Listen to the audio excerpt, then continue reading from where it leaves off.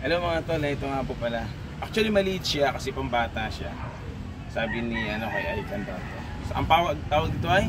Power twister. Power twister. So, maganda to kasi lahat pwede naman tamaan nito. Lalo na dito sa back, dito, tapos tricep pwede na. Pero sa ko mo nagamit itong power twister ay ganito. Yan o. Pwede namang, depende kung pero mas safe siya kung ganito. Ingat lang kasi pag hindi mo kinaya, pwedeng umiskad yan, pwedeng gumanyan yan. Diba? So kailangan yung pagbitaw niya hindi bigla. Kung paano mo pinres siya, ganito, dahan-dahan. Yan. So ang bitaw niya dahan-dahan. Yan. Para yung muscle, nakaano siya, yung force para ma-develop siya. So ganun lang pa yung ulit-ulit. Halimbawa 12.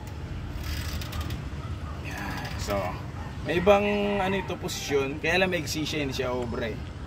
Ganito. Pwede siya dito, o di kaya dito. Pag dito naman sa taas, so ang tama niya, depende. Siya ng piga. Yan. So, tumatama siya dito sa tricep din, may tama rin dito.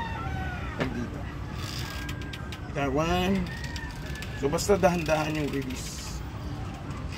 Yan. So, nakita ko lang, gumamit ako dati ito pero hindi naman ganun nagtagal. Saka hindi naman sa akin yun, hiram ko lang din.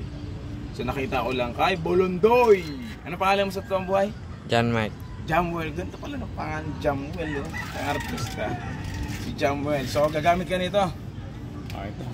Ako na. Ayan, laki ng katawan. Tingnan nyo naman.